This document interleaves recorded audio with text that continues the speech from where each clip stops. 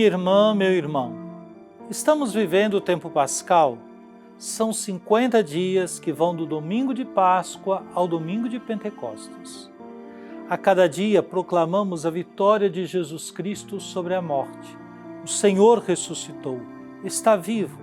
Venha ao nosso encontro para nos libertar de tudo que nos oprime e nos escraviza. Ele quer cada um de nós vivendo da abundância de seu amor e de sua misericórdia. Ele é a esperança que não nos engana, nem nos confunde.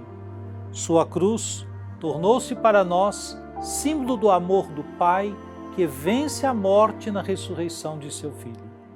Todo aquele que vive e crê em Jesus não morrerá jamais, pois morte não é a palavra definitiva. A palavra definitiva é ressurreição. Nascemos para ressuscitar. Agora, preparemo-nos então para escutar a palavra de Deus. Trindade Santa, Pai, Filho e Espírito Santo, vós vos revelastes Deus da palavra, quisestes dialogar com a humanidade, de modo especial por Jesus, o Verbo encarnado. Queremos escutar, acolher e meditar vossa palavra. Derramai em nós o espírito de amor. Concedei-nos um coração que escuta, pondera, discerne e escolhe, em conformidade com vossa santa vontade. Enchei-nos do ardor missionário para dar testemunho da luz, a verdadeira luz, Jesus Cristo, luz do mundo. Fazei de nós servidores do vosso reino e operários da fraternidade, e deixai a Senhora Auxiliadora nos acompanhar nos caminhos desta história, inspirando-nos o cuidado pela vida e a promoção da paz. Assim seja. Amém.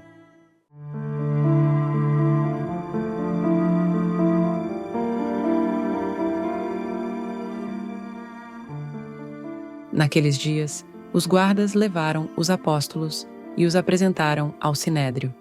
O sumo sacerdote começou a interrogá-los, dizendo: Nós tínhamos proibido expressamente que vós ensinasseis em nome de Jesus.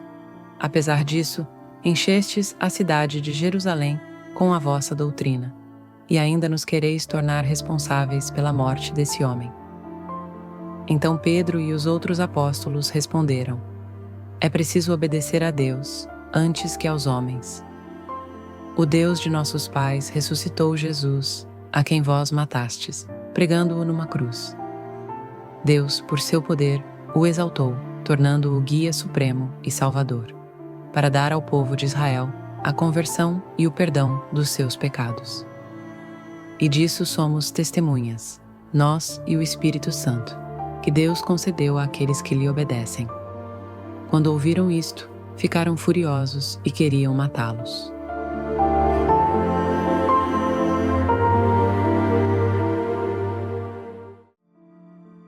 Minha prezada irmã, meu prezado irmão, escutamos há pouco a leitura do livro dos Atos dos Apóstolos, capítulo 5, versículos 27 a 33. O texto nos apresenta uma cena emblemática do embate entre a autoridade religiosa judaica e o testemunho apostólico sobre Jesus Cristo. O contexto imediato é o da prisão dos apóstolos, que haviam sido milagrosamente libertos por um anjo e voltado a pregar no templo. Eles são trazidos novamente diante do Sinédrio, onde Pedro, como porta-voz da comunidade, professa com coragem o coração da fé cristã. O sumo sacerdote repreende os apóstolos, acusando-os de desobedecerem à ordem explícita de não mais ensinar em nome de Jesus e de quererem fazer recair sobre nós o sangue desse homem, o que revela uma recusa em reconhecer sua responsabilidade na morte de Jesus. Aqui há uma ironia. Ao se recusar a pronunciar o nome de Jesus, desse homem, os líderes mostram sua cegueira espiritual e resistência à verdade. A resposta de Pedro e dos apóstolos é o ponto alto do texto. É preciso obedecer a Deus antes que aos homens. Esta afirmação não é apenas um princípio moral, mas uma declaração teológica fundamental.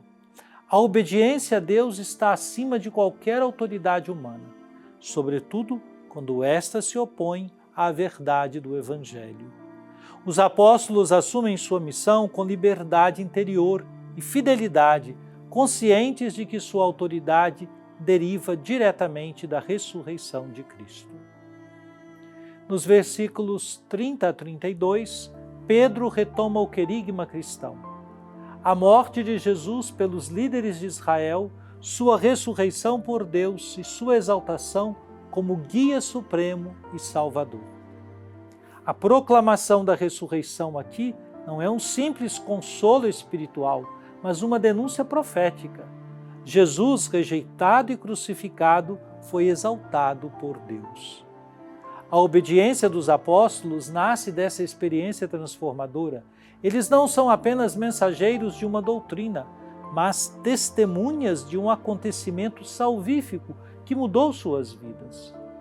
A menção ao Espírito Santo que Deus concedeu àqueles que lhe obedecem reforça a ideia de que a missão dos apóstolos está ungida pelo Espírito, sendo, portanto, expressão direta da vontade de Deus. O versículo 33 mostra que, diante desse testemunho, os membros do Sinédrio ficaram furiosos e queriam matá-los. Isso revela como o anúncio do Evangelho desestabiliza estruturas de poder e religiosidade fechadas. A palavra, quando proclamada com autenticidade, incomoda, questiona e convoca à conversão.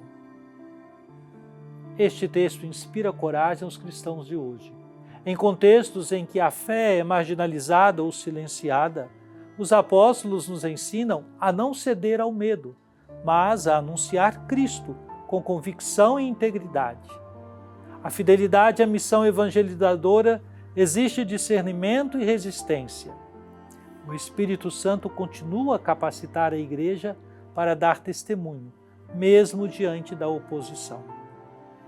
A frase "é preciso obedecer a Deus antes que aos homens" desafia os cristãos a colocarem sua lealdade a Deus acima de conveniências, ideologias ou pressões sociais. O testemunho fiel, mesmo sob risco, é sinal da presença viva do ressuscitado no meio da comunidade.